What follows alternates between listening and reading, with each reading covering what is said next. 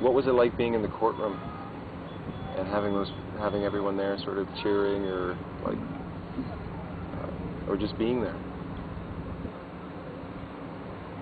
I'm still in shock. I think it's so fun and nice and beautiful and grand and just that, you know, the issue hasn't been left dead. I haven't been forgotten, and that it's not necessarily about me, which is always good to remember. And that, you know, it is more than me, and maybe that's it. Maybe it's just a reaffirmation that I'm not crazy and there is something going on. Well, people tend to project a lot of interpretations on you. I mean, you're rocking everyone's boat in a sense, just by the stance of no money. And, you know, it's inconceivable to most people how to live that way. Yeah.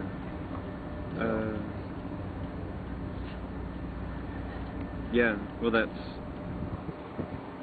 I mean, to actively either live the life of the Bible or live the life of Christ or live the life of Buddha or live the life of any holy man, or even to try, because we know, I mean, they were all just probably trying at some point, and then something happens. And then whatever happens, it has a huge impact on everywhere you go, obviously, just by your nature of being, because it is of such a different frequency of everything around you. So you're having waves of impact everywhere, whether you do something or not. Way more whether you do something or not, just through your being. So I think and especially, you know what I heard was, and it was in the same place I met you on the Wild Earth, where she said she put a fire, and she couldn't heat her space with the fire, so she put two fires, one spread about 7 feet away, and by having both fires, and the polarity or duality, whatever between them, she warmed a huge area. And it really stuck in there, just like you going into jail, you're there with Trey. Yeah. So because of both of you now, there's a huge impact on the prison where just if you're each of you there alone, wouldn't have the same impact. Right, right. And that's, again, sort of like the science of human relations, or the science of relationship, essentially, is you find a trigonometry that, well, sort of like that. Like you have one thing and it shines, but if you have two, then you have an example of it's not just one thing. And then, you know, then you have other things you can put in there. Like you have a progression. You can determine, you know, where it's going or where it's come from. You know, if you have 2 points, you can triangulate the third. Things like that. I don't know if that makes sense. Well, isn't it? I mean, that's the basis of, okay, if everything's one, but then you break it into duality. One creates itself and starts looking at itself, because how does one know what oneself is except in relationship to another? So now you have two, and then you have the relationship between them, which is the disc of Pisces or whatever. And now you're, as you're saying, you bring in a whole bunch of other aspects, because as that duplicates, it creates the pattern. And then you have all this diversity from all the patterns, but the diversity doesn't come from the perfect pattern repeating itself. The diversity comes from almost what you were saying about what's off, the irrational numbers, the numbers that go on forever, that are different.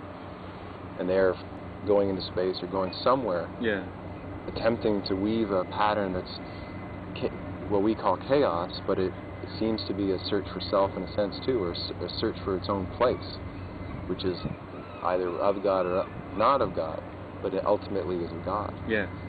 And it's just our mental framing system of how we interpret the information coming in that gives us our interpretation of reality, because that's what I can understand. And so when you actively reach higher plateaus of frequency of understanding and awareness, perception changes, so you're not talking about the same thing as everyone else is. They think you are, but you're not, because your perceptual, everything's changed. Right. So the words you use are not in alignment, don't have the same shared meaning matrix as everybody else. Right. So when you say being, do people really understand that? Well, I think there's times where in humility you can talk to a person's true soul or pure soul, and because it's like there is that objective truth beyond what our egos or individual personalities want to believe. There is a truth regardless of what people's opinions are. Right. And because of that, and because of what that truth is, there seems to always be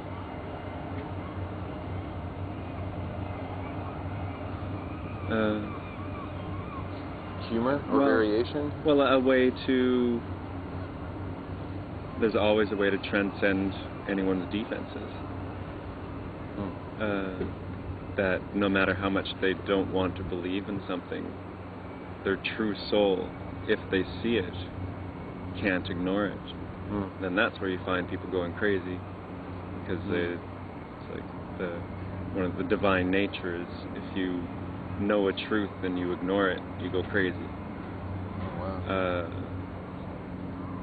Yeah. So essentially, we're all going crazy.